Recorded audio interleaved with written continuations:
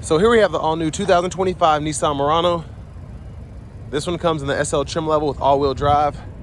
We do get the Scarlet Ember tri-coat paint, and then we have gray leatherette interior. And the powertrain consists of a 2-liter turbocharged 4-cylinder made into a 9-speed automatic transmission. To the front end here, we do get our LED headlamps along with LED daytime running lights. I just have the running lights on now because I really like that look there. It gives me Aria vibes, definitely, but kind of has its own flair to it. And down here, these are 20-inch alloy wheels. Passive keyless entry on the front. And we have our memory seat functions, one-touch up and down windows on all 4 doors, power mirror controls, power door lock controls, blind spot monitors are there.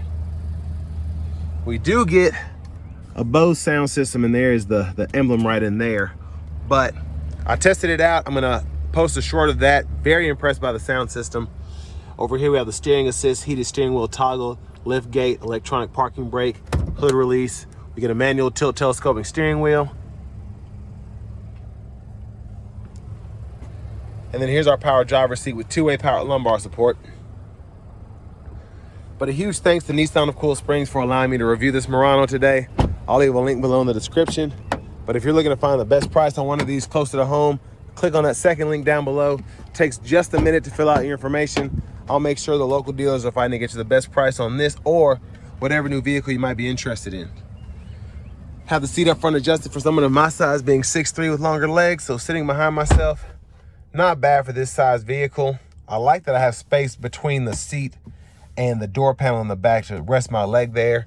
And then my right leg is pretty good. So you'd have to put a smaller person in the middle here, but I mean, space is actually, again, pretty good. And I like how they kind of made that work with this kind of vehicle. There's a view of the front. You get the dual pane sunroof there. 2 USB-C charge ports, rear AC vents, seat back pocket. Middle seat folds down. Bottle holders, a little additional storage if you want to place your phone.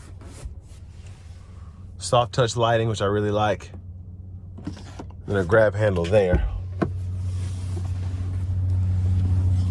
Child locks right here, lock, unlock. Capless fuel filler. And as we come around to the back end here, LED tail lamps. Rear parking assist integrated in that bumper there. Look underneath the vehicle. And then your button right there to open the lift gate from the back. But behind the second row, tons of space. You can see we have the top tethers for the car seats there. And then underneath here, I believe that's the amplifier for the Bose sound system. The seat back pockets, or side pockets in the back here, excuse me. Both sides, which is nice. And then you can power or manually release either side of the seats, left or right, from back here. Or there's actually a lever on the seat that you can use.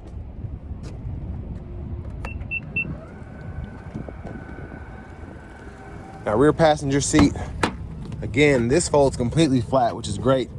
And then to pull it back up, takes a little bit of oomph near the end. And then there you have it. And you can pull this lever up to fold it down that way. Now to the front passenger seat, no lumbar support, but I am impressed that we actually have a power seat here. So power seat back, seat bottom, we can adjust the seat up or down. Like the kind of faux wood grain here and the trim there. Lockable glove compartment here with the owner's manuals.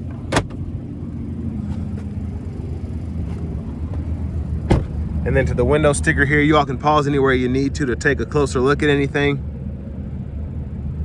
But sticker price $49,140. And for this paint, it's $425, which I think is worth it because it looks fantastic. But as we come back around to the front end, take a quick look in the engine bay. And there is that 2-liter turbocharged 4-cylinder. Let's go ahead and hop in the driver's seat.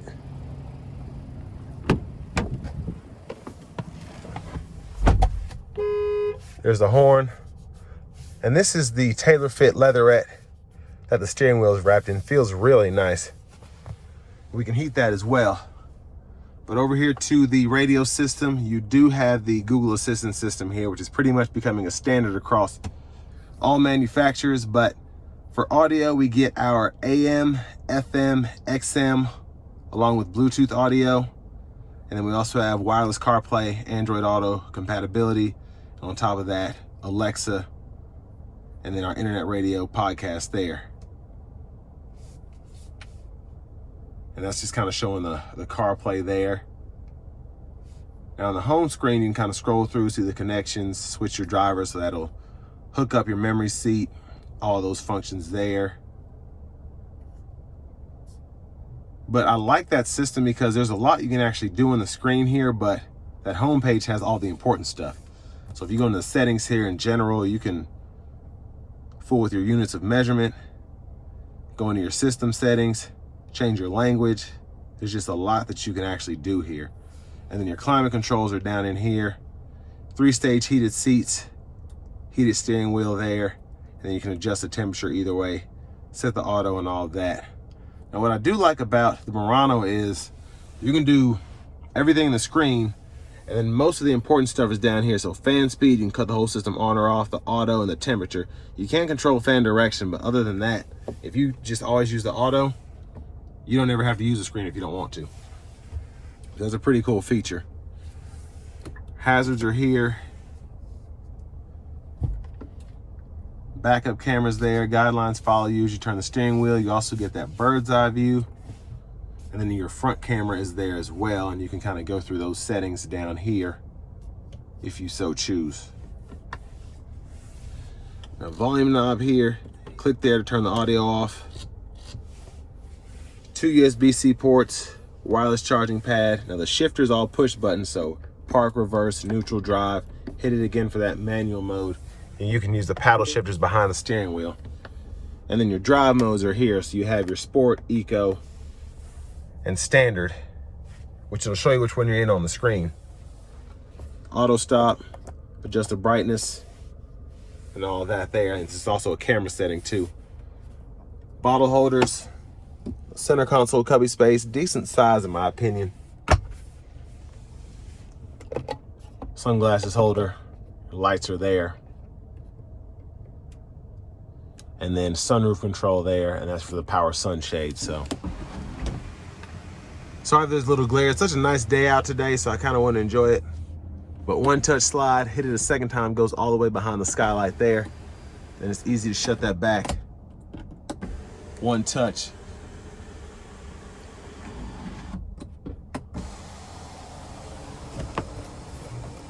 And there's our vanity mirror there. Now I am disappointed that this is not an LED or a white light. You have that kind of dim yellow, but it is what it is. Now on the newer Nissans that have the digital gauge cluster there, you actually adjust the brightness of that over here, and that's soft touch as well, if you ever need to do that. Blinkers, high beams, auto headlamps. And then over to this side, you have your intermittent wipers, one time off, intermittent low, high. You can adjust the intermittent frequency here, and your rear wiper right there. Push back for that rear wiper fluid, pull up for the front fluid.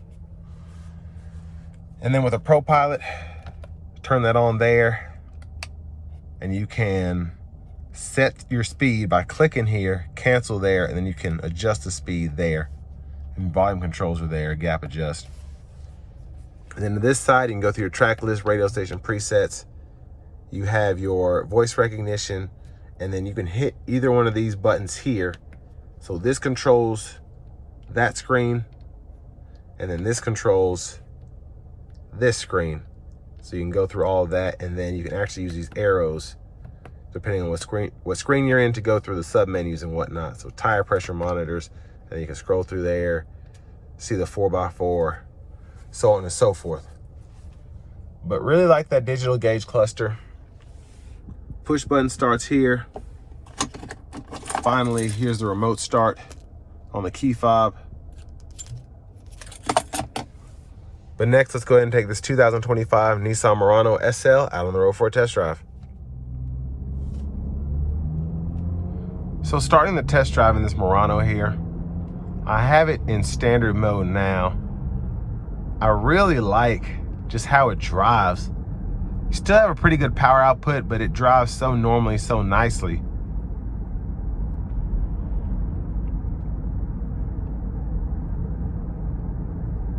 And just very quiet in the cabin itself.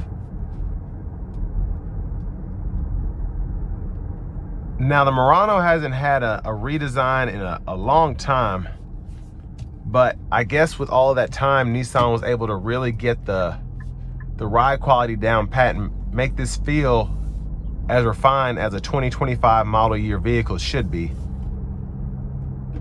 Got rid of the CVT, so we have that 9-speed automatic. We have a 2-liter turbo 4 as opposed to the V6 that most of us are used to in that vehicle.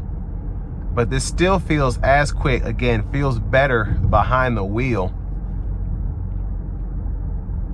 And I'm just hoping it wasn't too little too late for Nissan, because a lot of their vehicles, I think of the Armada and then the Murano, were just dated.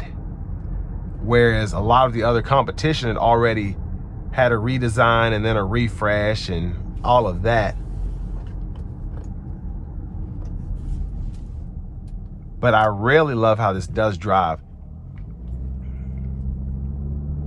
And I feel like a lot of Ford Edge buyers were basically going to the Ford Edge because this was so dated. And even some of the Chevy Blazer people too. It kind of reminds me of the Sequoia Tundra Duo, where they did a little bit here and there, but really this thing was like 20 years dated, 15 years dated, since it got a real refresh or redesign. But I think they did a great job with this so far.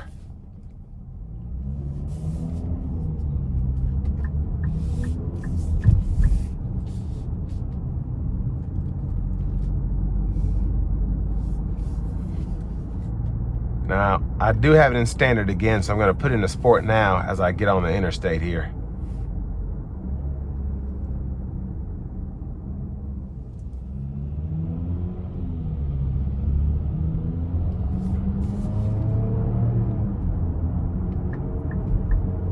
All right, we're going to give it a little pull here. Here we go.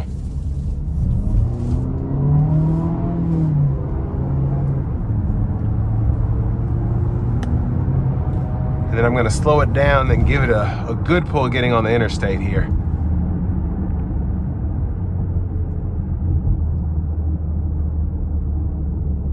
Here we go.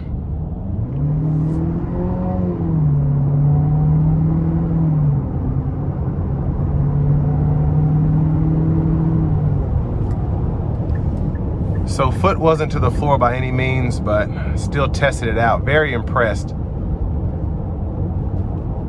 So Pro Pilot's engaged now.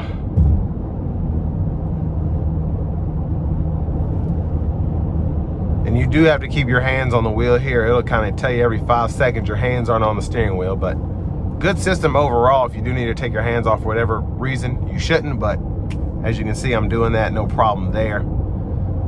But I want to give a huge thanks to Nissan of Cool Springs again for allowing me to review this Murano today.